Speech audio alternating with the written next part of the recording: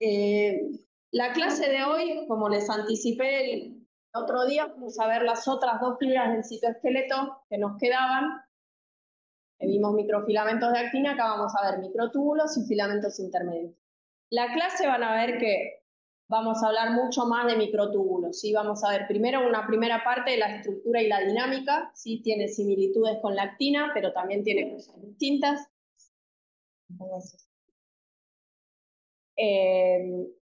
La segunda parte de proteínas que se asocian a los microtúbulos. Después, cómo es la disposición de los microtúbulos en estructuras celulares que se llaman cilios y flagelos. Los microtúbulos en el uso mitótico. Y por último, la última parte de la clase es de filamentos intermedios. Esto es para modo de repaso. ¿Se acuerdan que eran 3 tipos de fibras? ¿Sí? Por el grosor que adoptaban esas fibras en el espacio, es el nombre que se les puso. Y los microtúbulos, si ustedes lo ven, son los más anchos y son huecos, son como unos tubos literalmente que están en el citoesqueleto, y esa estructura tubular hace que resistan la presión, no colapsan y pueden ser muy largos, ¿sí? Si ustedes ven los microtúbulos, acá estos que están en verde, pueden llegar de un extremo a otro de la célula y de hecho forman parte de los axones de las neuronas, que pueden tener distancias muy grandes. La estructura, acá a mí me gusta hacer un ejercicio que es, o sea, esto lo pueden leer de cualquier libro, a mí me gusta que lean de los libros, entonces esto se los dejo para que ustedes lo lean y describan la estructura. Así como yo les dije la de actina, ¿se acuerdan que les dije? Es un polímero de unos monómeros de actina. Bueno, ustedes tienen que ir al libro, a cualquiera de los dos, y buscar esto y describirlo. O sea, si yo les puedo tomar en el promocional o en el final cómo es la estructura de los microtúbulos, ¿sí? Entonces, ¿qué me dirían ustedes así, mirando esta imagen, sin saber nada, ¿sí? Vamos a hacer el ejercicio de tratar de ustedes sacar la información de esta imagen, ¿sí? Porque es mucho más productivo y les queda mucho más, ¿sí? Bueno, ¿acá qué dice? ¿Cómo? Heterodímero de tubulina alfa y tubulina beta. O sea, los microtúbulos van a ser polímeros ¿de qué? De este dímero, ¿sí? Vemos que la tubulina beta está como en verde oscuro y la tubulina alfa en verde clarito. Estos dímeros se van asociando, acá vemos que se asociaron y forman un protofilamento, ¿sí? Y estos protofilamentos asociados lateralmente forman acá el túbulo este que vemos acá, ¿sí? ¿Cuántos protofilamentos forman este túbulo? Tendríamos que contar acá, ¿sí? Los esquemas de los libros siempre son muy precisos, si no van a poner una cantidad X, van a poner lo que es. Entonces contamos 1, 2, 3, 4, 5, 6, 7, 8, 9, 10, 11, 12, 13. ¿Sí? Entonces 13 protofilamentos forman el túbulo, ¿sí? Y acá que vemos, acá esta imagen, ¿qué nos aporta? ¿Qué nos dice de la tubulina alfa y tubulina beta? ¿Llegan a ver? Claro, las dos tienen la capacidad de unirse a GTP y a GTP. Las dos se unen a GTP, pero el GTP de la tubulina alfa no se hidroliza nunca y el de la beta sí se puede hidrolizar. De hecho, ahora vamos a ver qué pasa cuando se hidroliza. Y esto, la conformación del microtúbulo tiene un espesor de 25 nanómetros. Y fíjense cómo se disponen, ¿sí? Lo podemos ver acá, lo podemos ver acá o acá. ¿Tiene polaridad estructural? ¿Por qué? A ver. Pero mirando esto, acá ves que está expuesto para este lado, tubulina beta, ¿sí? Y hacia acá, ¿qué? La alfa, o sea, son distintos. Si yo miro un extremo y el otro, son distintos. Tiene polaridad estructural, aparte de que acá dice extremo más y extremo menos. Pero entonces vamos a ver que siempre hacia el extremo más va a estar expuesta la tubulina beta y hacia el extremo menos la tubulina alfa, ¿sí? Y estas son microfotografías electrónicas para que vean que esto no es un invento que alguien dijo, bueno, lo vamos a dibujar. Realmente se veían estas estructuras al microscopio electrónico.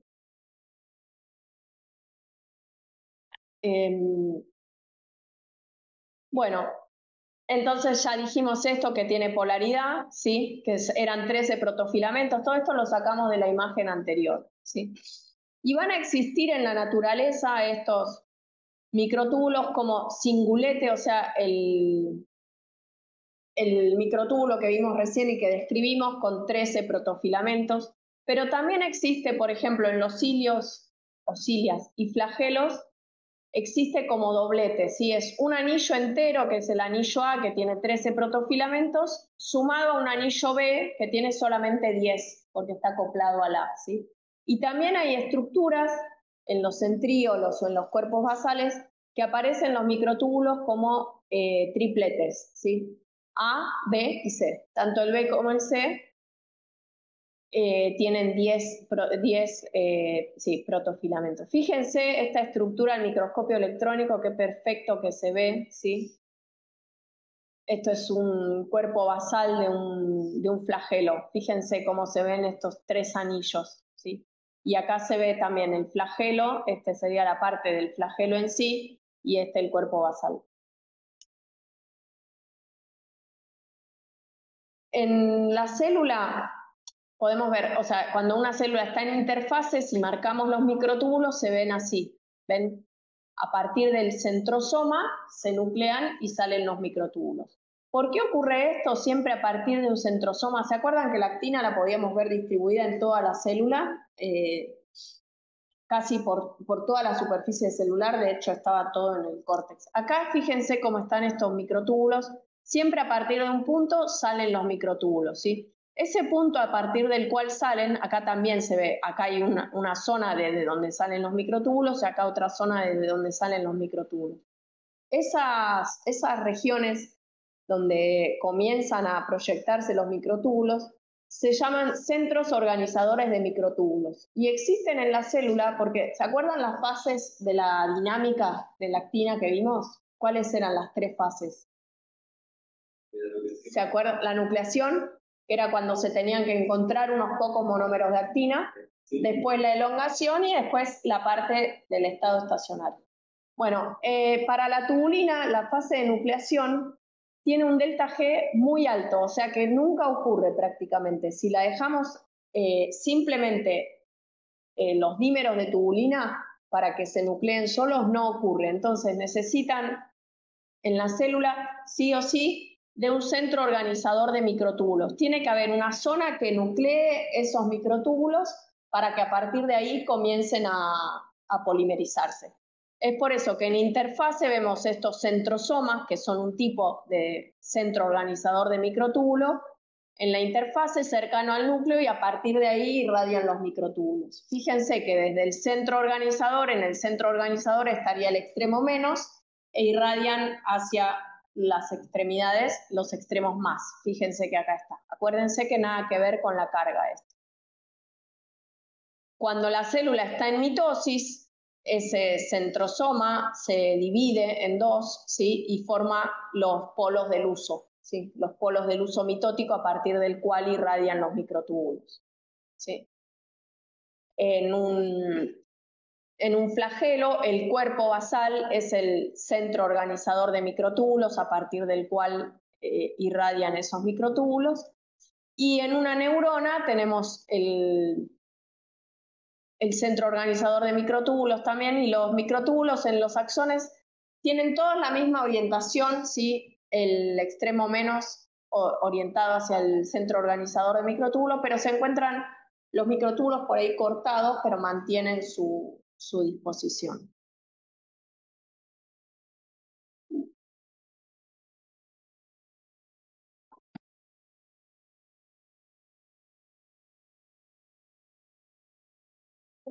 Sí.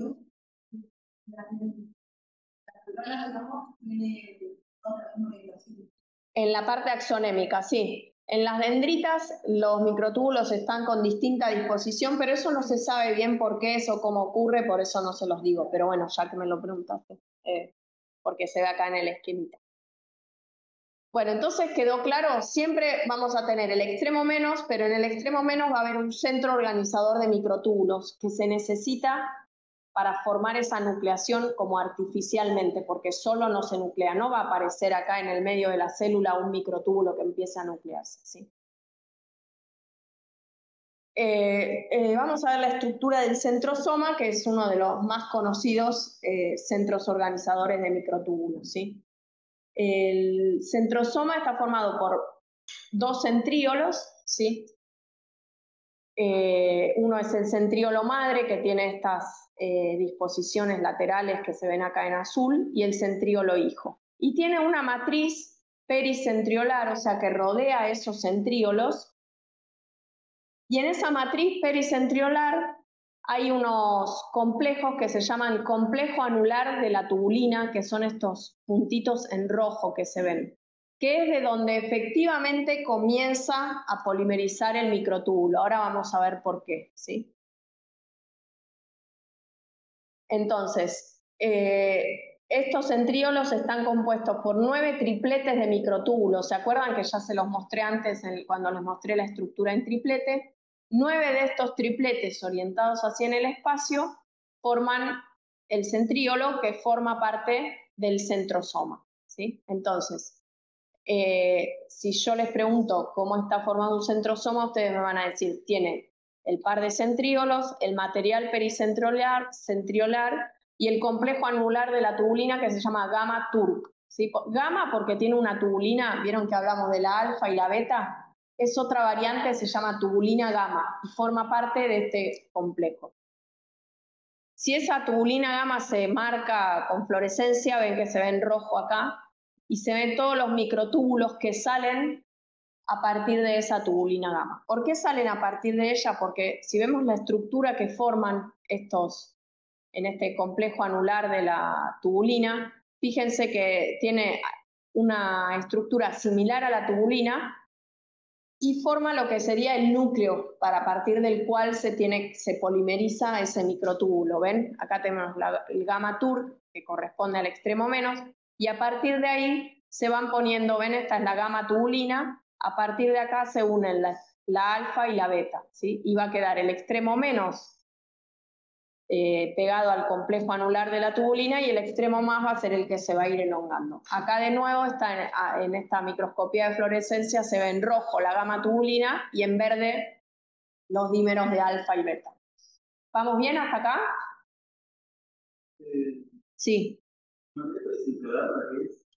El material pericentriolar es la masa que sostiene al complejo anular de la tubulina y, o sea, es lo que le da la estructura al centrosoma, es la matriz esta del centrosoma. ¿Sí?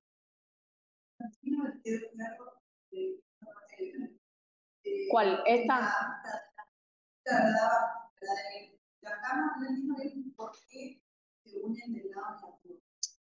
No digas negativo. No, del lado menos. Menos. O sea, la etapa de nucleación, que sería la primera etapa para que empiece a polimerizar, es muy lenta en los microtúbulos, no es espontánea, no ocurriría nunca. Entonces la célula necesita tener una estructura que es como la semilla, la base, que es este complejo anular, se ve como anillitos, que tiene gamma tubulina, ¿sí? Que tiene afinidad por la alfa tubulina y la beta. Entonces empieza a polimerizar y a unir dímeros de alfa y beta tubulina. Se unen así, la alfa, y esto se denomina extremo menos.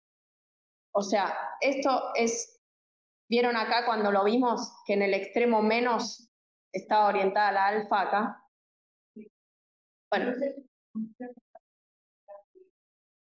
claro, la función de la gamma tubulina es formar parte del núcleo a partir del cual va a polimerizar el microtúbulo. Si vos en la célula tuvieras solo alfa y beta tubulina, nunca llegarían a formar esa semillita o núcleo que necesita para seguir polimerizando. Necesitas esa base, como un catalizador. Bueno, y vamos a ver cómo es la polimerización. Si nosotros tuviéramos un fragmento de microtúbulo, ¿sí? Aislado, ¿sí? En un tubo de ensayo, que va a formar, ya está ese microtúbulo preformado, entonces nos sirve de núcleo y tiene un extremo menos y un extremo más. Si ponemos dímeros de tubulina y se observa cómo polimerizan ese extremo más y ese extremo menos, se observa que polimerizan a distinta velocidad, ¿sí? Ven, acá tenemos el núcleo, que es un pedacito de un flagelo formado por microtúbulos. Ponemos concentraciones de tubulina altas como para que superen la concentración crítica y polimericen, y vemos que el largo de los microtúbulos en el extremo más es mucho mayor que el largo de los microtúbulos en el extremo menos. Entonces, ¿qué podemos decir? ¿Cómo se comportan este extremo menos y este extremo más? ¿Se comportan igual? No. Entonces, ¿qué podemos hablar de polaridad? ¿Qué?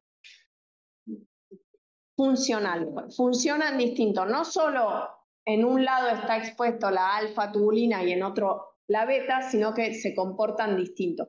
Porque podría ser que en uno esté con la alfa tubulina y en otro la beta y polimericen igual, ¿sí? Pero sin embargo, esto no es así.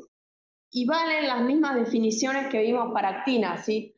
La concentración crítica es la concentración de tubulina alfa-beta por encima de la cual va a empezar a polimerizar. Si yo tengo un fragmento de flagelo en un tubo de ensayo y poquita concentración de tubulina, ese fragmento se va a despolimerizar. Cuando aumento la concentración de alfa y beta tubulina, va a superar en un momento la concentración crítica y va a polimerizar.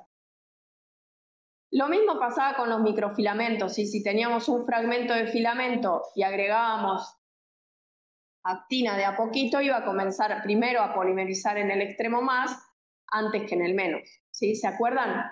Que si superaba la concentración crítica de los dos extremos, polimerizaba de los dos, si superaba uno pero no el otro, ¿cómo se llamaba eso? No, cuando uno polimeriza y del otro despolimeriza, que hacía como el recambio rotatorio. Sí. Bueno, lo que pasa acá en la célula con los microtúbulos es que en la práctica el extremo menos está ocupado por el complejo anular de la tubulina gamma, el gamma TURC. Entonces, por el extremo menos no ocurre polimerización y despolimerización porque está acá, está así, ¿sí? Nosotros podemos ver la polimerización y despolimerización de un extremo menos si lo hacemos en un tubo de ensayo y lo estudiamos en el microscopio. Pero en la célula, en la práctica, el extremo menos está unido al centro organizador de microtúbulos. Entonces, todo lo que vamos a hablar ahora de polimerización y despolimerización dentro de la célula, vamos a estar hablando del extremo más, simplemente.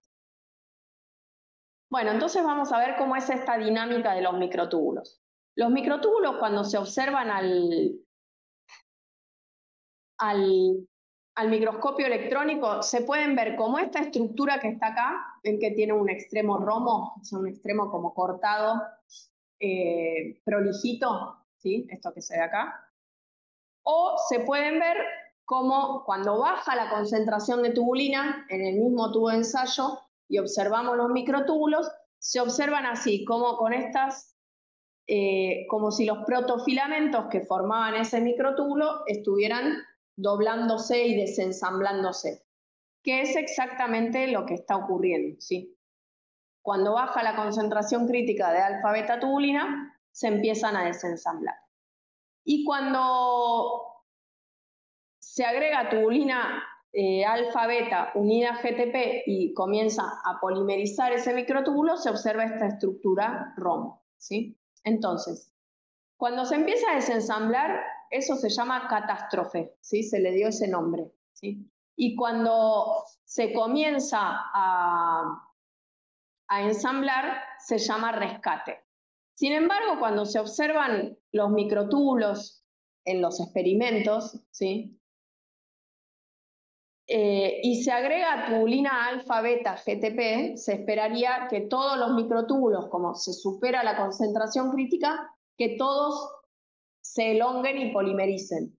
Sin embargo, se ve que aún teniendo tubulina alfa-beta disponible para polimerizar, lo que se ve es que algunos microtúbulos se elongan y llega a un determinado momento y se empiezan a achicar. Y otro comienza a elongarse y se acorta. Y van en este proceso inestable todo el tiempo de elongar y acortarse, elongar y acortarse. Eso se denomina inestabilidad dinámica, ¿sí? Y es un proceso que alterna para cada microtúbulo, independientemente de que haya tubulina o no, alterna catástrofes, que es cuando se acorta, y rescates, que es cuando se elonga, cuando deja de estar acortándose y se elonga. Y eso depende de la presencia de un casquete de GTP, o sea, depende de que en la punta de ese microtúbulo haya tubulina alfa y beta con GTP, o sea, la beta. La alfa ya vimos que siempre tenía GTP. Entonces, acá tenemos un microtúbulo que en el extremo tiene un casquete de GTP, ¿sí? Tiene tubulina beta unido a GTP. Entonces, comienza a crecer, ¿sí? A medida que crece ese microtúbulo, el GTP de la tubulina beta se empieza a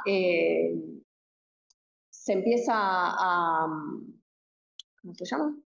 A romper, ¿sí? Pasa a ser GDP.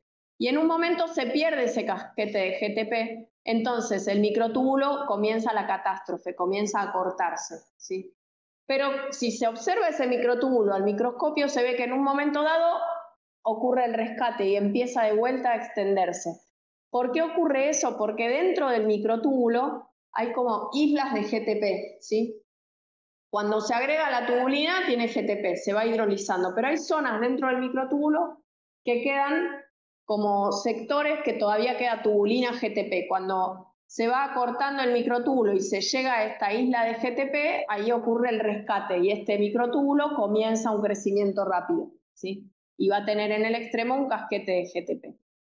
Fíjense, acá se ve cuando la tubulina beta está unida a GTP, comienza, o sea, se elonga, pero cuando se hidroliza, no me salió la palabra, se hidroliza GTP a GDP, este microtúbulo se curva y se va desensamblando. Es esto que se ve acá, ¿sí? Se va a desensamblar hasta que acá aparezca una isla de GTP y va a volver a elongarse. Pero si uno tiene la posibilidad de marcar microtúbulos en la célula, va a ver que van y vienen. Después les voy a mostrar un videito de la inestabilidad dinámica. ¿Sí? Va y viene, va y viene. A ver, ¿se los podría mostrar ahora? ¿Las islas están en la tubulina beta o en el Las islas, claro, tubulina alfa siempre tiene GTP. Cuando yo acá les hablo de si tiene GTP o GDP, estoy hablando de la beta. ¿Sí? Les voy a mostrar el videito ahora. Ok, tengo que parar de grabar. Ahí está. Bueno, ahí volvemos. Bueno, entonces tenemos acá este dibujo es con tubulina GTP, ¿sí? Que es en la amarillita, y acá es cuando ya es tubulina GDP, que es la verde oscurita. Esto ya lo dije todo. Bueno. Entonces, si nosotros graficamos en el tiempo, ¿sí? Del video que vimos recién, un microtúbulo tomamos y lo graficamos en el tiempo, vemos la longitud, vemos que se empieza a ensamblar, hay ensamblaje de alfa-beta tubulina, se estira, se elonga el microtúbulo y de repente comienza a desensamblar. Y por momentos se rescata y vuelve a desensamblarse, rescate, desensamble, ¿sí? Acuérdense que los rescates eran porque aparecían islas de tubulina GTP y el desensamblaje es porque es tubulina GDP. Se rescata o se comienza a elongarse nuevamente cuando aparece una isla de GTP, pero también se deja de desensamblar y se mantiene la estructura de ese microtúbulo si ese microtúbulo es, por ejemplo, unido a una organela o unido a un cromosoma en la mitosis. ¿Sí? En ese momento en que se une el extremo, mantiene su estabilidad. Si no, sería, imagínense, en la mitosis, toma el cromosoma y el cromosoma iría de acá para allá. ¿Sí? Entonces, cuando se une a alguna carga ese microtúbulo, se estabiliza y pierde un poco esta inestabilidad dinámica. Igual se puede controlar y se puede hacer que ese microtúbulo se acorte o se alargue, pero ya no es una inestabilidad, es como que los microtúbulos en la célula están constantemente elongando y deselongando, viendo si toman alguna carga o si se unen a algo, ¿sí? Constantemente. Hasta que llegan a una, que por alguna razón se estabilizan, por ejemplo, cuando capturan alguna estructura. Ahora vamos a ver proteínas que están asociadas a los microtúbulos. Así como vimos proteínas que se asocian a la actina y que regulan su actividad, con los microtúbulos pasa lo mismo, ¿sí? Hay una familia de proteínas asociadas a los microtúbulos que se llama MAP, ¿sí? Que los representantes más estudiados son la MAP2 y la Tau, ¿sí? Se estudiaron mucho estas proteínas en el cerebro, ¿sí? En las neuronas, ¿sí? Estas proteínas tienen dos dominios, un dominio más corto que se une lateralmente al microtúbulo y un dominio dispuesto a 90 grados de este extremo de unión al microtúbulo, que lo que hace es como separar al microtúbulo del microtúbulo adyacente.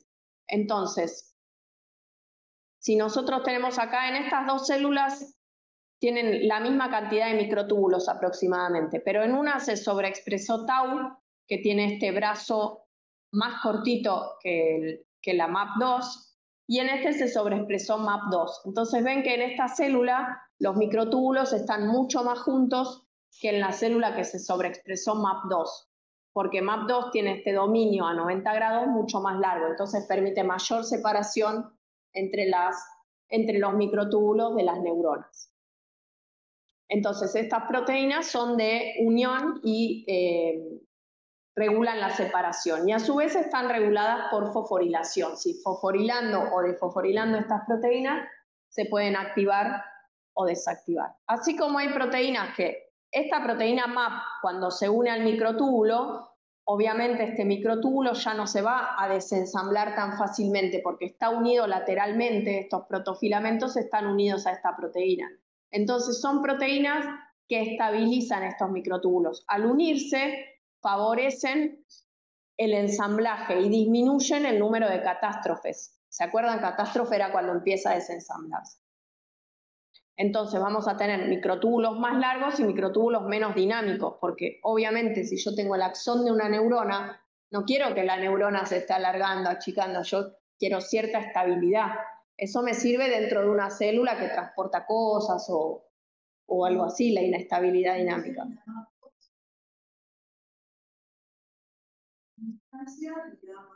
No, o sea, la distancia te muestra estructuralmente cómo estarían los microtúbulos en esa célula, pero tanto MAP2 como Tau, las dos dan estabilidad, porque se unen acá lateralmente e impiden las catástrofes.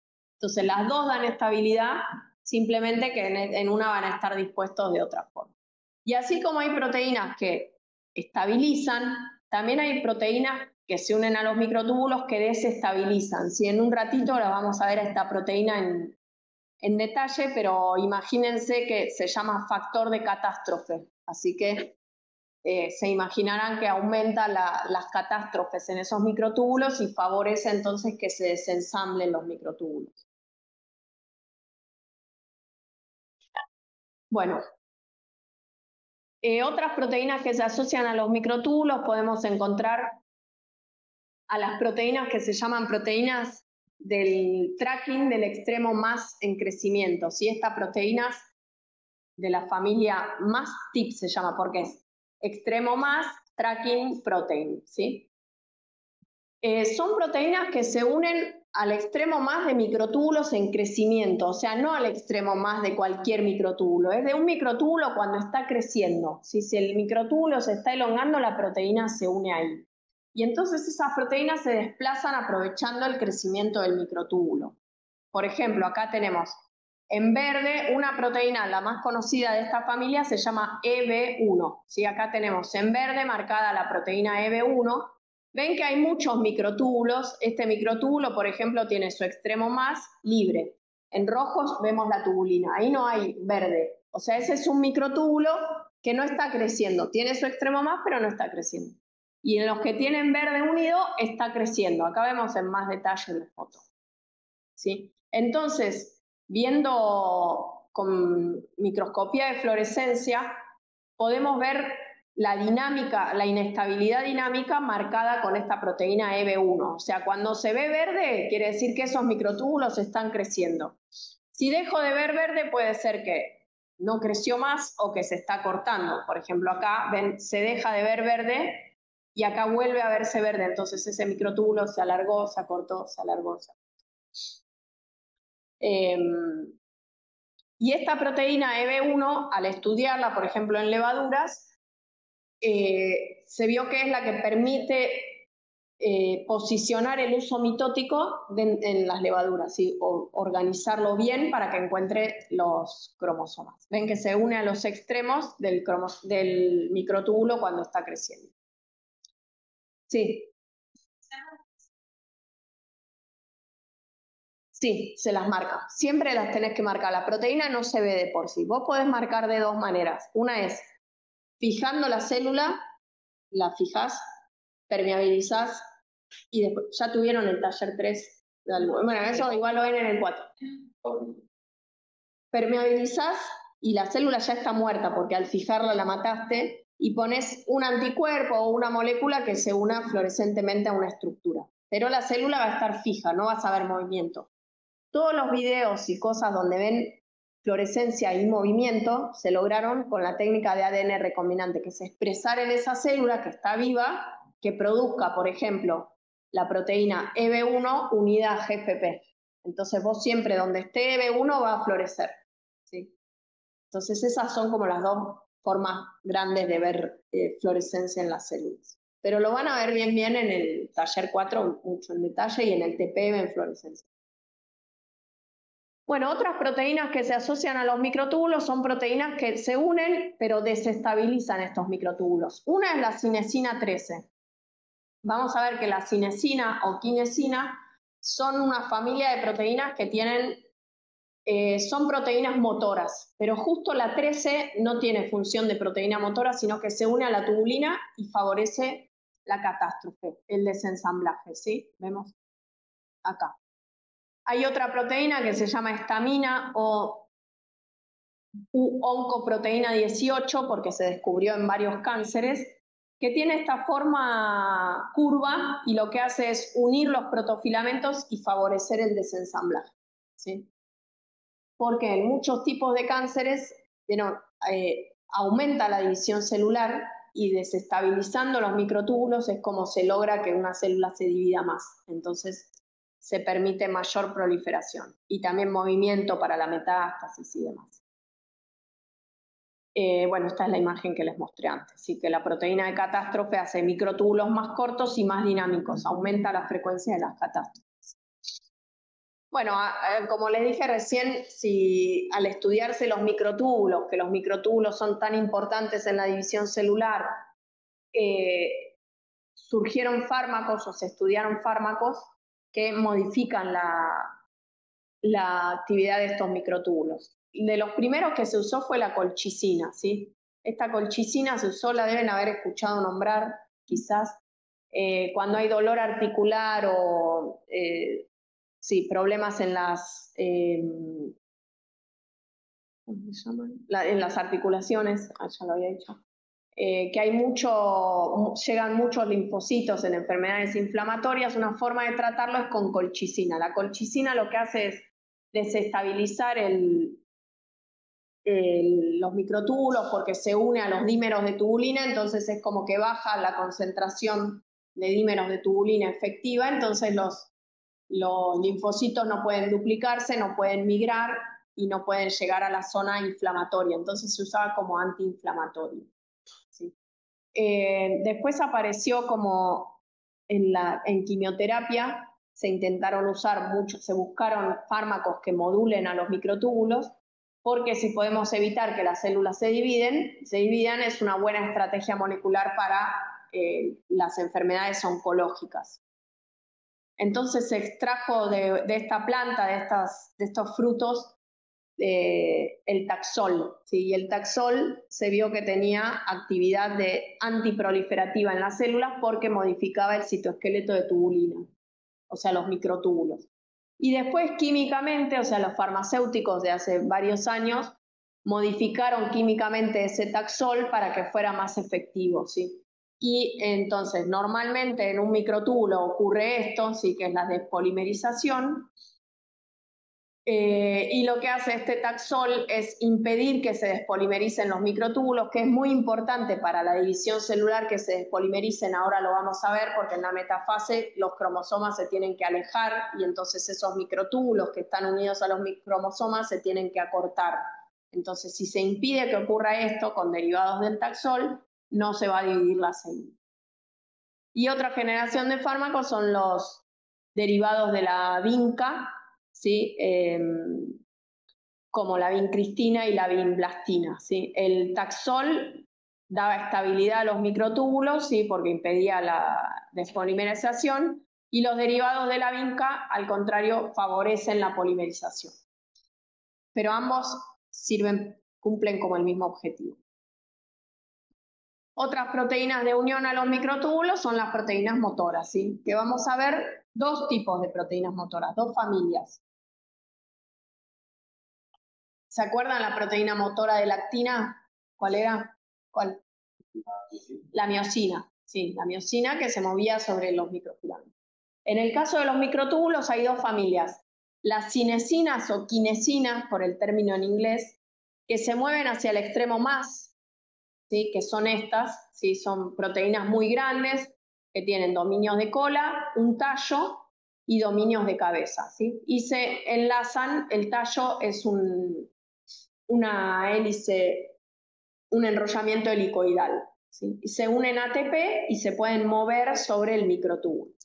Y la otra gran familia son las dineínas, que son proteínas, ya es un complejo macromolecular, son muchas proteínas unidas, o sea, es muy grande.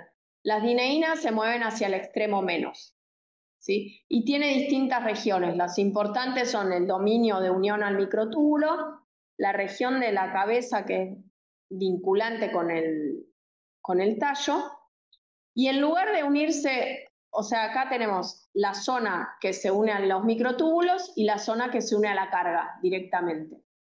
En el caso de la dineína, no se unen directamente a la carga, sino que se unen a otra proteína que se llama dinactina, que se une a la carga, ¿sí? No une directamente. Y hay dineínas citoplasmáticas y dineínas axonemales que están en el axonema, que es una estructura de los cilios y flagelos. ¿Cómo? Tenés el dominio de unión a los microtúbulos, ¿sí? La zona de unión a la dinactina, que es la que se requiere para unirse a la carga, y después tiene cadenas ligeras, la zona de cabeza, pero no te estudies de memoria la estructura, solo sabes lo importante. Las dineínas se mueven sobre el microtúbulo hacia el extremo menos. Si algo tiene que ir al extremo menos, va a ir por medio de una dineína. Si tiene que ir al extremo más, de una kinesina. Bueno, este es un videíto de cómo se mueven las kinesinas. Ves como que va avanzando por medio de ATP, ¿sí? Hay muchos tipos de cinesinas. Cuando yo lo estudié se decía kinesina, entonces me quedó así. Y ahora los libros dicen cinesina como más castellanizado. Entonces por ahí a veces se me escapa. Ven que tiene un orgánulo que está transportando hacia el extremo más del microtúbulo, ¿sí?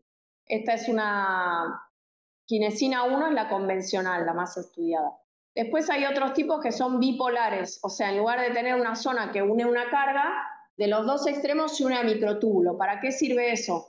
Cuando hay que traccionar microtúbulos, uno para un lado y otro para el otro, se une a una kinesina 5. Entonces, esta se va a ir para el extremo más, entonces este microtúbulo se va a mover para allá, y esta va a caminar para allá y el microtúbulo se va a mover para allá. Entonces, los dos microtúbulos que estaban así se van a desfasar. Eso ahora vamos a ver cuándo sirve. Y otras que son de la familia, están relacionadas, tienen la misma estructura aminoacídica, pero que no son motoras, sino que es este factor de catástrofe que vimos recién, que se une a los protofilamentos y desensambla. Bueno, este es un videíto que muestra cómo va caminando la kinesina. Después, si tenemos tiempo, se los pongo.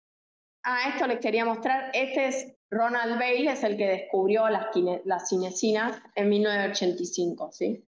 es como, ganó el premio Nobel, es como una estrella. Y hace un par de años fueron Lucila y Nicolás a un centro de microscopía en Estados Unidos, no sé si alguien tiene a Lucila de JTP, bueno, a Nico lo vieron en el teórico, y lo conocieron, decían, o sea, trabajaba ahí tipo al lado, cerquita de ellos, y bueno, le pidieron una foto, la pongo en el teórico. Es como, ¿eh? Sí, sí, es como, bueno. Bueno, les comenté que las dineínas no unen la carga directamente como acá vemos las quinesinas, ¿sí? Requieren otra estructura. Esa otra estructura o esa otra proteína a la que se unen se llama dinactina, ¿sí? Y la dinactina tiene esta estructura, es un complejo macromolecular. Tiene una zona que se une al microtúbulo, porque fíjense, esto ocurre así. Este es el microtúbulo, ¿sí? Miren esta parte de la imagen. Mírenme ahora acá. Este es el microtúbulo. Acá está la dineína unida al microtúbulo, ¿sí? La parte de las cabezas y la parte de unión a la dinactina. ¿Ven que esto se une a la dinactina y la dinactina se une al microtúbulo? Y la carga va a ir acá, ¿sí? Es como si fuera un changuito del supermercado, ¿sí? Todos se desplazan ustedes y el changuito por el piso, que sería el microtúbulo, pero ustedes no llevan directamente la carga, ¿no? No llevan así los paquetes, los ponen en el changuito. Bueno, la dinectina sería el carrito del supermercado. Y la estructura que tiene es la unión de unión al microtúbulo, una zona que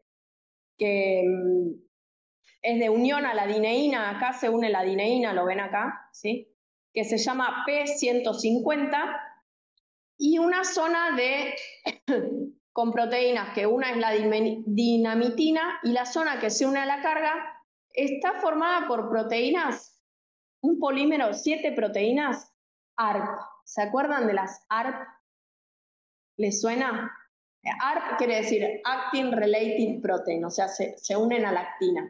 Yo les mencioné la ARP23, que era una proteína que se unía por la zona lateral de un microfilamento y a partir de ahí polimerizaba. Bueno, esta es una proteína relacionada con esa. Si ven, de hecho, la estructura es muy similar a la actina y forma un filamentito cortito. Esta es la ARP1. Un filamentito cortito, tiene una CAP-Z, que eran proteínas de encasquetamiento de la actina, y otra proteína de encasquetamiento de este otro lado, y toda esta estructura permite que la carga se una acá, ¿sí? Esto se une al microtúbulo y esto se une a la dineína. Entonces, cuando la dineína se mueve hacia el extremo menos, arrastra la carga que se unió a la dinactina. Entonces, no se une directamente, pero es una proteína de transporte. Y una particularidad que se descubrió cuando se estudió esta proteína P150 era que se unía a EB1. ¿Se acuerdan de la EB1 que les nombré recién? Era la que se unía a los microtúbulos en crecimiento. Entonces, lo que hace P150 es unirse a EB1. Entonces, se va hasta el extremo más lejano de la célula para después volver hacia el menos con la dineína trayendo cargas. Es como que usa el microtúbulo que se está extendiendo para moverse hacia allá. Como la dineína se mueve hacia el extremo menos, tiene que llegar primero al extremo más para moverse hacia el menos. Bueno, la dinactina usa a esta P150 para llegar hacia allá. Bueno, seguimos.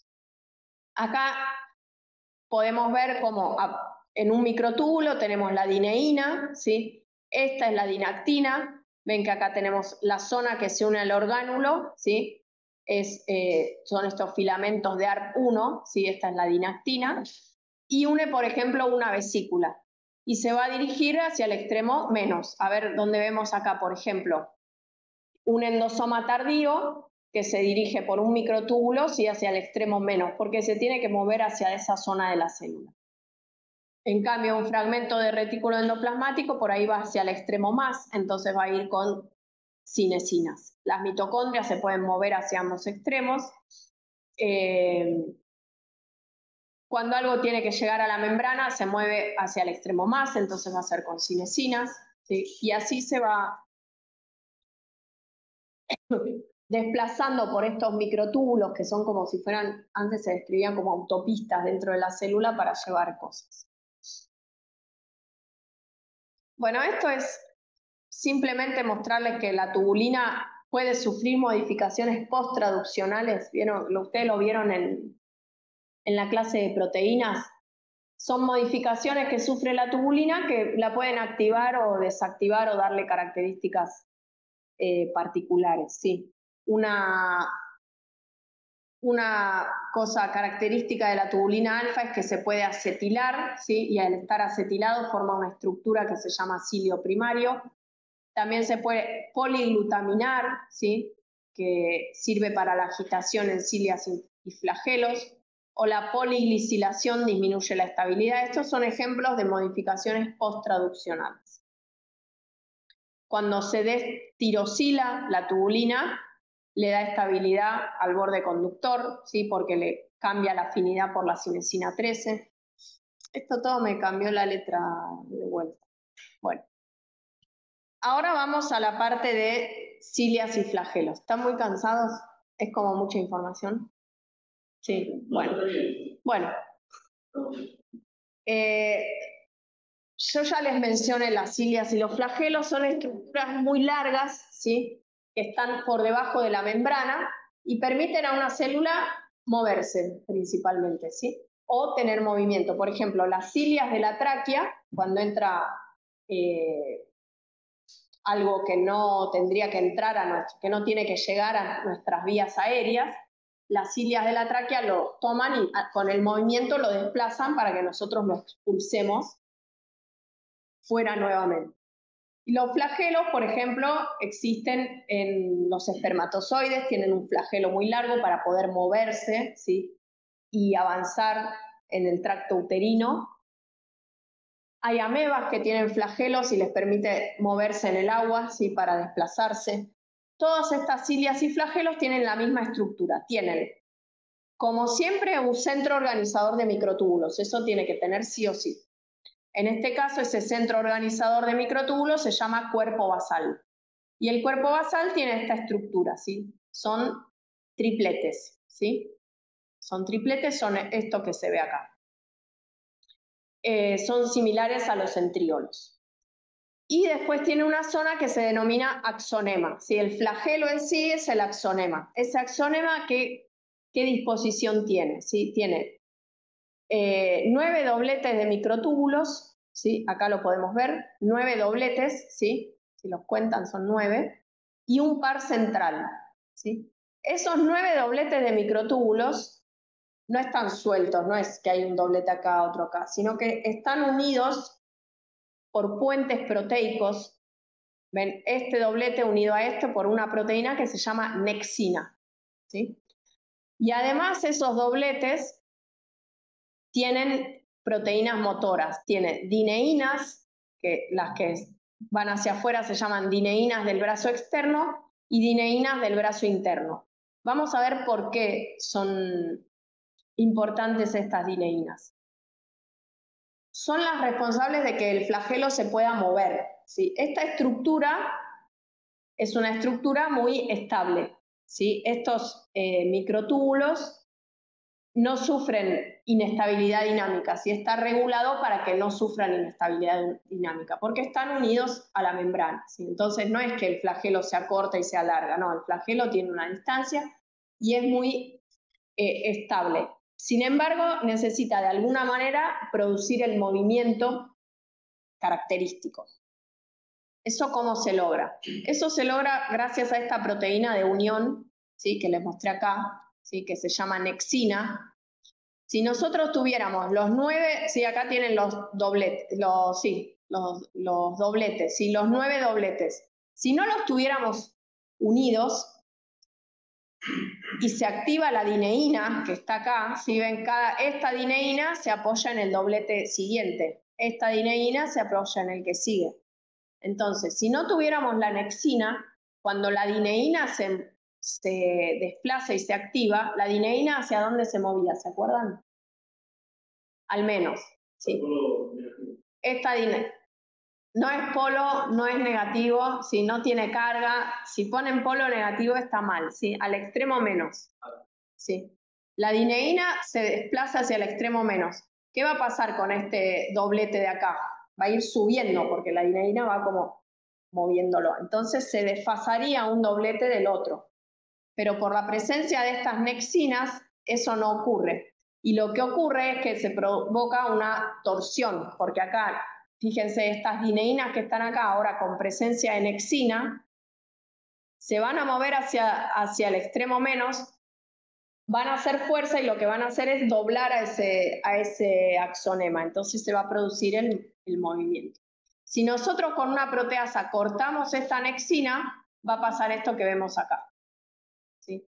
La flexión, al moverse la dineína, lo que logra es flexionar esos microtúbulos y logramos este movimiento que se ve acá. Acá se marcó con una perlita, con una marquita con oro, una zona del axonema y se puede ver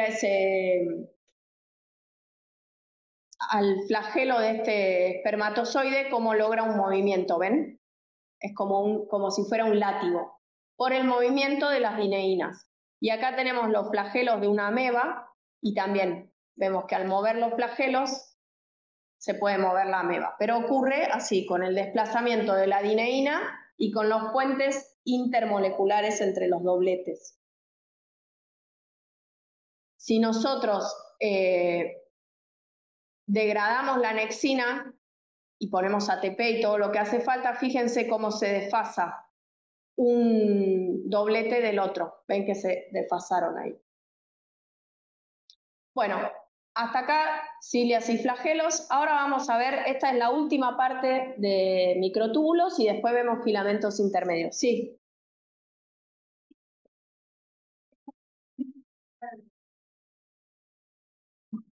No, cada cilio y flagelo son 9 dobletes. Sí. Okay, todo esto es el flagelo. Sí, fíjate, ves acá, esto es esto que está acá. Y lo que mostré yo recién, que la dineína camina sobre el otro, sería acá. Sí, estos dos, te mostré estos dos, pero pasa en todos al mismo tiempo. No puse el puntero láser. ¿Está bien ahora? ¿Sí? O sea, esto que yo te estoy mostrando acá sería solo estos dos. Y después pasa en otro, en otro, en otro. Entonces, todas las dineínas al mismo tiempo se mueven hacia el extremo menos, como están unidas, se suelta y hace... Y el flagelo se mueve.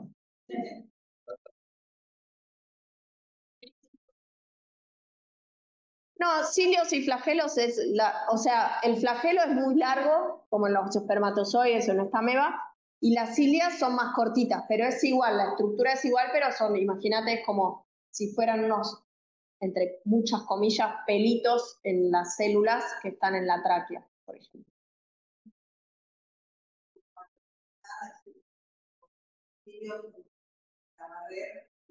Claro. Y los flagelos son para moverse. Claro, el flagelo le permite a la célula que tiene el flagelo moverse. La célula puede nadar, de vuelta, comillas, ¿no? O sea, la célula se va a desplazar. En cambio, los cilios es una célula que forma parte de un epitelio en general, o siempre, células que están ahí estáticas, pero tienen en la zona apical estas cilias que dan movimiento para barrer cosas, que, chau, salí de acá, no entres acá, que no entre a la célula, ¿sí?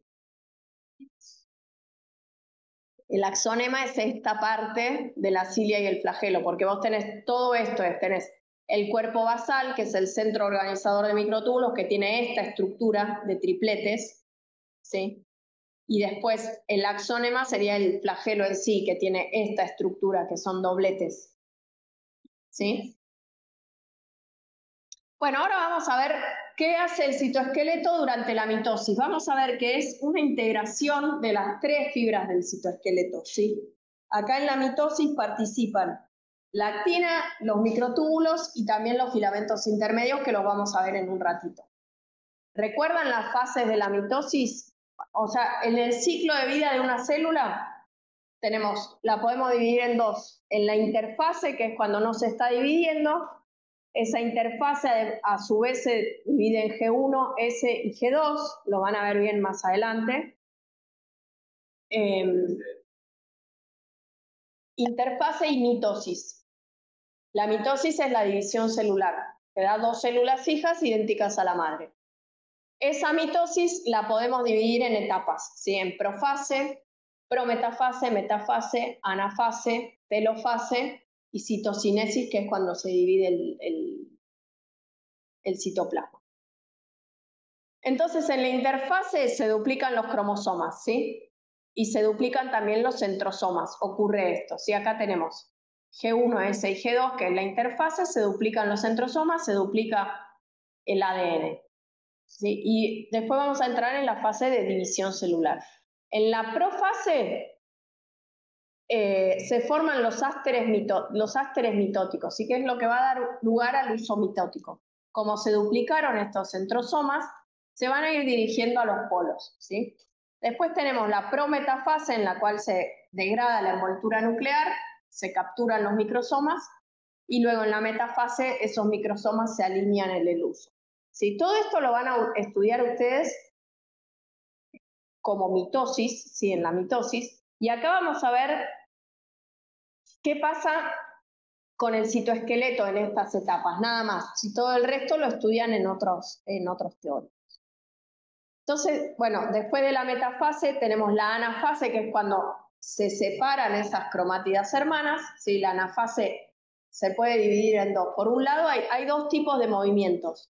En la anafase A, estas cromátidas hermanas se mueven hacia acá, ¿sí? Pero además estos centrosomas se están moviendo, se están separando entre sí en la célula, para lograr la separación completa en la telofase y luego la citocinesis, que es la división total. Entonces vamos a ver qué hace el citoesqueleto en cada una de estas etapas. ¿De esto tienen alguna duda? Es más como un repaso de algo que ya vieron, por eso lo pasé rápido. Para hablar de los microtúbulos en el uso mitótico, tenemos que tener claro que hay tres tipos de microtúbulos en el uso mitótico, ¿sí? Los microtúbulos astrales, o que forman parte del áster, que son estos, los que van del centrosoma hacia la periferia, ¿sí? Los microtúbulos cinetocóricos, que son los que se van a unir a los cromosomas, como se unen a la zona del cromosoma que se llama cinetocoro, los microtúbulos se llaman cinetocóricos. Y los microtúbulos polares, ¿sí? Que son estos que van casi de un polo a otro, este de acá, por ejemplo, ¿sí? Que no se unen a los cromosomas. Entonces, ¿qué ocurre en la profase? En la profase los ásteres, o sea, los centrosomas empiezan a separar, ¿sí? Y acá participa la cinesina 5. ¿Se acuerdan que yo les había dicho que era una cinesina bipolar que se dirige esta zona hacia el extremo más y esta de acá también al extremo más? Entonces lo que hacen en sí es separar a esos microtúbulos, ¿sí?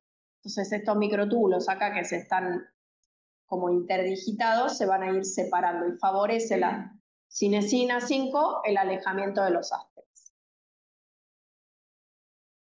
En la prometafase pasan un montón de cosas. Miren esta diapo que llenita que está. Por un lado se degrada la envoltura nuclear. ¿Sí? La envoltura nuclear es una estructura proteica que está por debajo de la membrana nuclear, que está formada por filamentos intermedios. Ahora en un ratito vemos los filamentos intermedios, es cortito.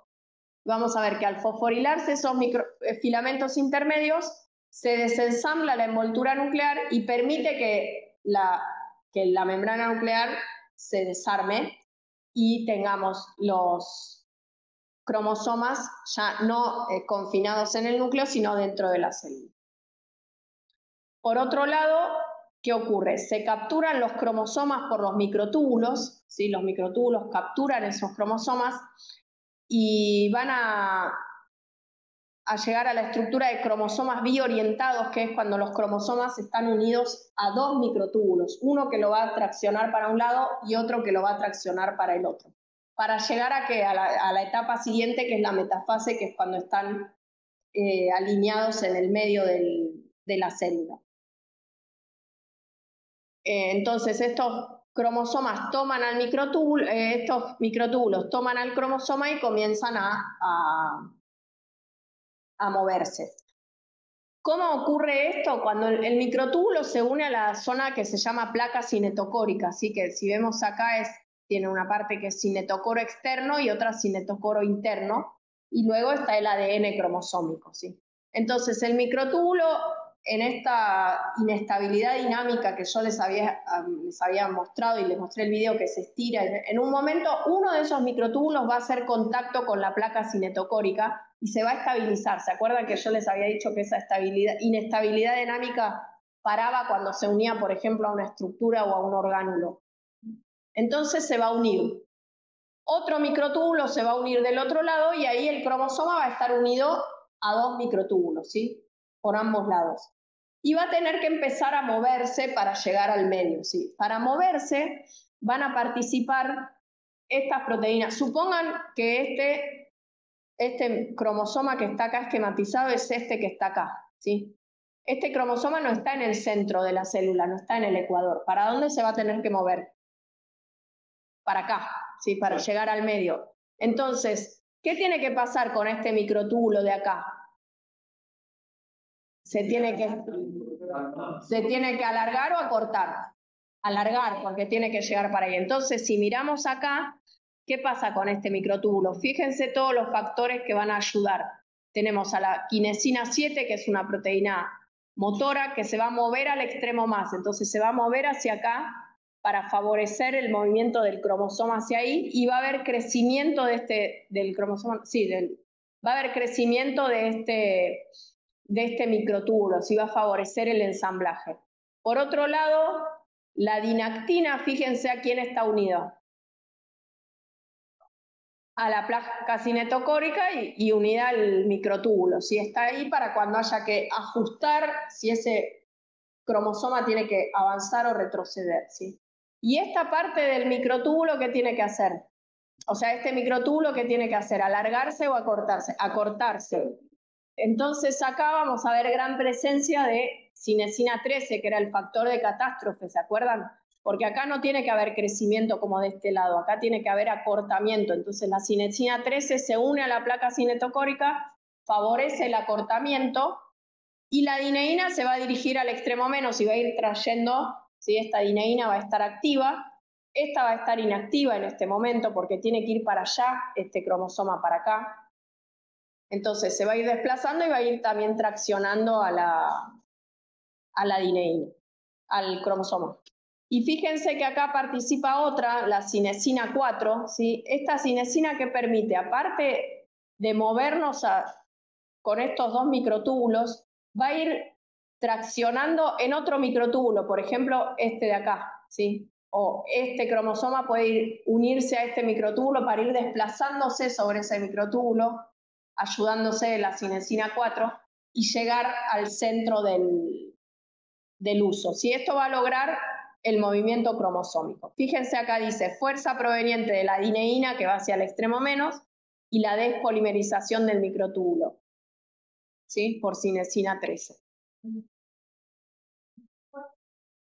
Es esta que está acá, que es bipolar y va a unirse por un lado al cromosoma y por otro a otro microtúbulo que esté por arriba, por ejemplo acá, ¿ves? Este que está acá. Entonces le va a permitir como caminar apoyándose en otro microtúbulo para favorecer el desplazamiento.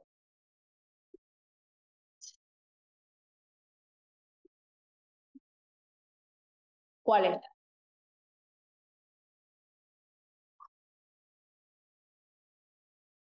Sí, la 7 y también a la placa. Sí, la 13 también acá se une a la placa y a los microtúbulos, ¿ves acá? Ese factor de catástrofe, cuando el microtúbulo llega ahí, lo va desensamblando, favorece que se desensamble.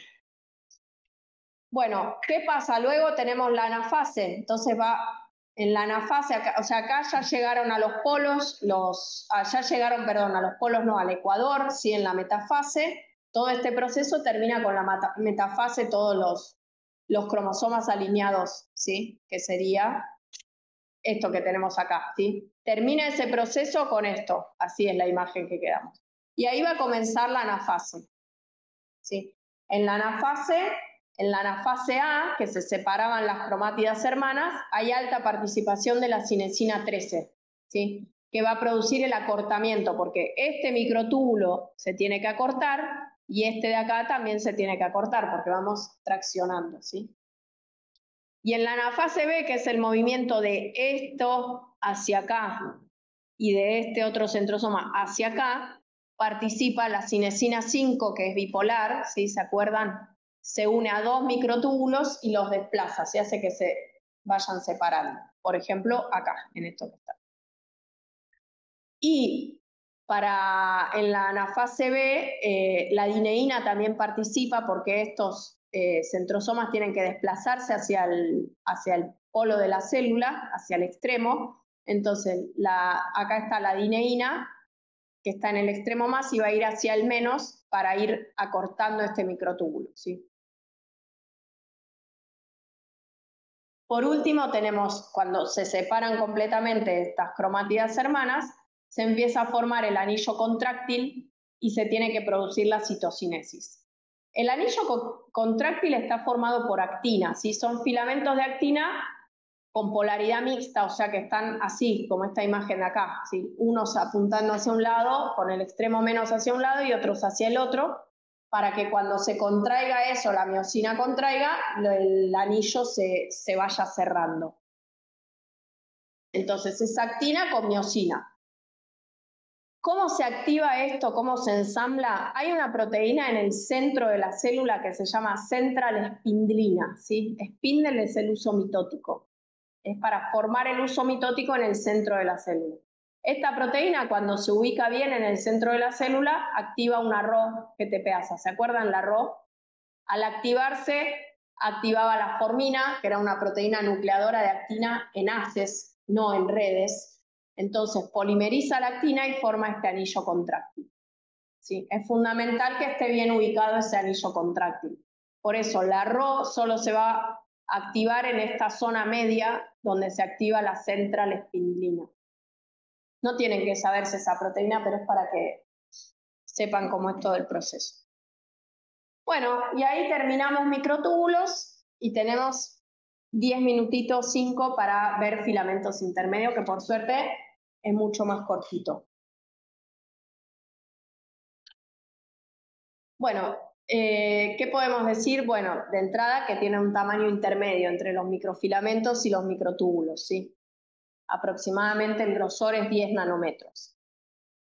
Son mucho más estables que todo lo que vimos hasta ahora, ¿sí? Toda esa dinámica de la catástrofe, todo eso no existe en los filamentos intermedios, son mucho más estructurales, mucho más como lo que uno se imaginaría de un citoesqueleto, algo más estático, ¿sí? No tienen polaridad, ¿sí?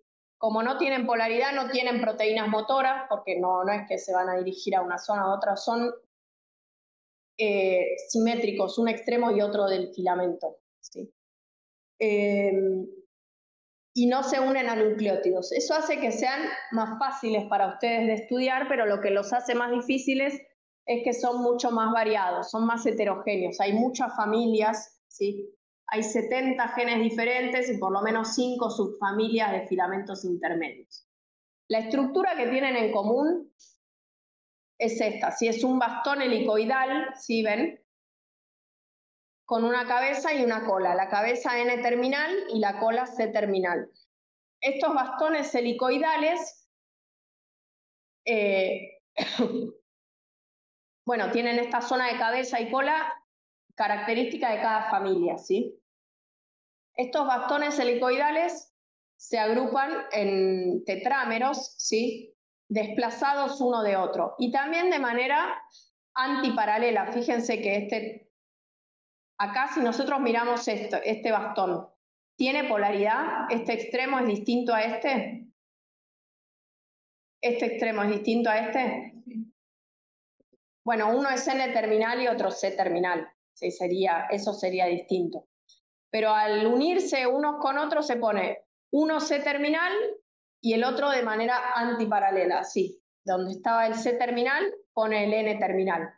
Entonces hace que este extremo y este extremo ahora pasen a ser exactamente iguales. Los dos tienen C terminal y N terminal. Entonces eso hace que no sean polares.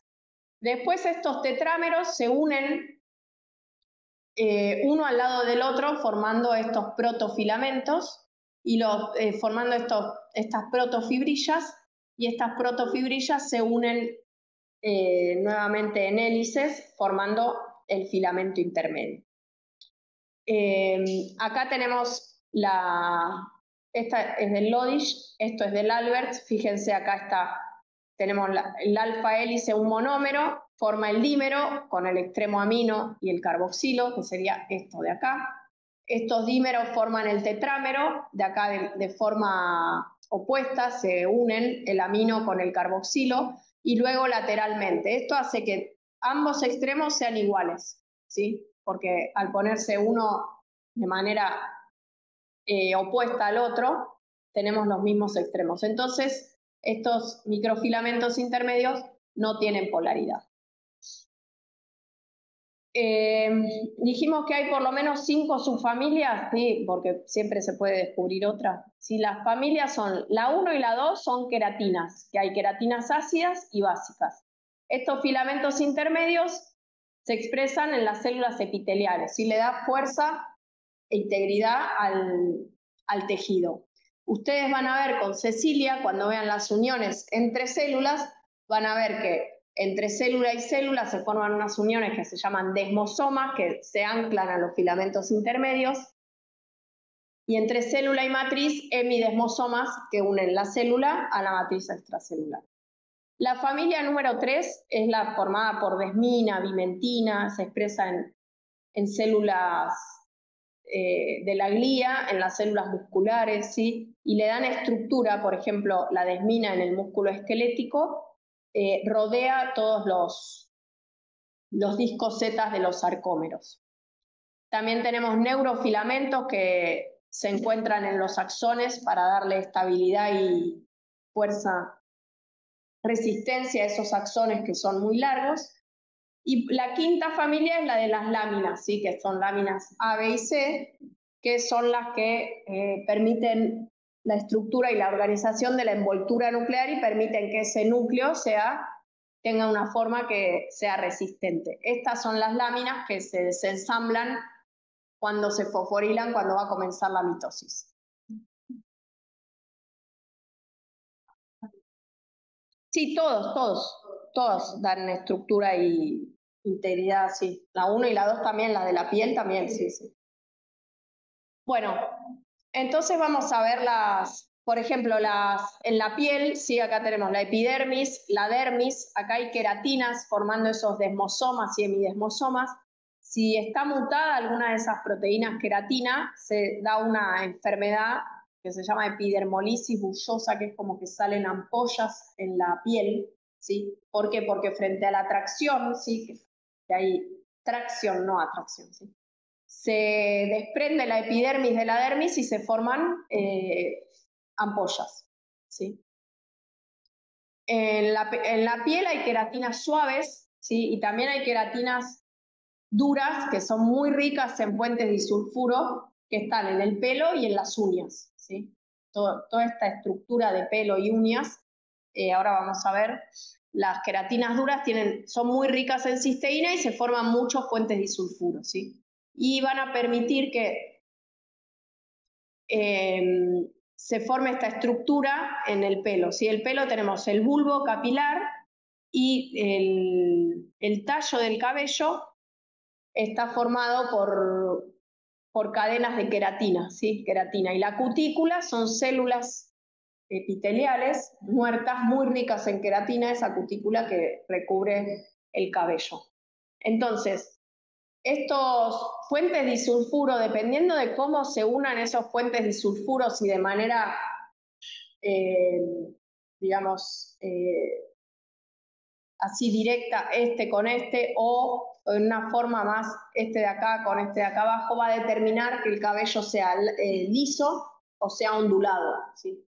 Entonces, estos puentes disulfuro se podrían romper químicamente, ¿sí? Reducir, como vemos acá, y volver a unir químicamente de otra manera. Entonces yo podría con eso, y de hecho es lo que se hace, pasar de tener un cabello lacio a ondulado, cuando se usaba la permanente, por ejemplo, o de un cabello ondulado a uno lacio. Estas uniones, aparte de estas uniones covalentes disulfuro, el pelo tiene otras uniones, fuentes de hidrógeno, que eso se pueden modificar con calor, por ejemplo, cuando uno se hace la planchita o se seca con el secador de pelo, se pueden modificar, pero no dura mucho, simplemente modificamos esas uniones más suaves. Pero si queremos un alisado duradero, digamos, tiene que modificarse químicamente estos puentes disulfuro. Y es lo que se logra con los productos químicos que se usan para alisado, que a veces son muy nocivos, ¿sí? Por ejemplo, antes que se usaba formol, bueno, sí, se rompían estos puentes, se volvían a usar, pero era muy tóxico. Así que, ojo lo que se ponen en el pelo para alisar o para enrular, ¿sí? Y después acá les quería traer, por ejemplo, un ejemplo, shampoo con queratina. No hay manera de que la queratina que nosotros nos ponemos con un shampoo entre acá, ¿sí? Se una, se ensamble, ¿sí? Eso simplemente da un alisado porque hidrata el pelo, lo que sea, pero no es que la queratina que hay ahí, si es que hay, va a entrar a nuestro tallo del cabello, ¿sí? Simplemente va a estar por fuera, ¿sí? No es que va a hacer nada. Fíjense, por ejemplo, acá tenemos un producto, si leen todo lo que tiene, casi no tiene queratina. Creo que dice en algún lugar queratina hidrolizada, o sea, queratina hidrolizada, ¿qué son? Yo rompo la queratina, que es una proteína, ¿qué va a hacer? ¿Qué tiene? A ver, una proteína que la rompo, ¿en qué parte se rompe? ¿En qué monómeros? ¿Eh? No. ¿Qué forma una proteína? Aminoácidos, los aminoácidos, pero si yo hidrolizo la queratina ya no es queratina, son aminoácidos. Entonces, bueno, podemos buscar acá los componentes, no lo encuentro, pero bueno, ¿a dónde?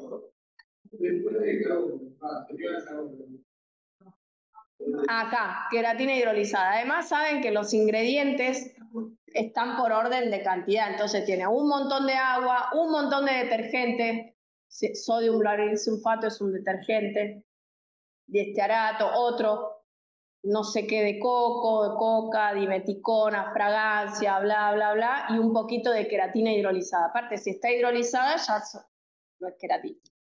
Entonces, bueno, pónganse lo que quieran, pero sepan. No, por ahí hace, sí, te lo alisa un poquito, pero te lo hidrata como cualquier otro shampoo o cualquier otra crema. Bueno, y por último, las de la familia de las láminas, sí, son estas que ya les presenté. Fíjense que acá están los tetrámeros estos. Ven que termina en carboxi y carboxi, sí que es no polar. Este tetrámero sería estos tetrámeros de acá, ¿sí? Este unido a este de acá, ¿sí? Cuando se fosforilan por unos factores que van a ver que se activan cuando la célula va a entrar en división, se fosforila, este es un factor que promueve la mitosis, lo van a ver en ciclo celular, se fosforilan esas láminas y se desensamblan, ¿sí? Y se desensambla la envoltura nuclear y permite que ocurra todo lo que vimos que ocurría con los cromosomas. Bueno, y este es un cuadrito final que está en el libro, que lo van a ver también en el taller, que les compara, no, a propósito, les compara, ¿sí? Si son dinámicos, si no son dinámicos, si tienen polaridad, no, si tienen proteínas motoras o no, etc. Bueno, si tienen dudas, me quieren preguntar algo, y si no, ya estamos. Voy a dejar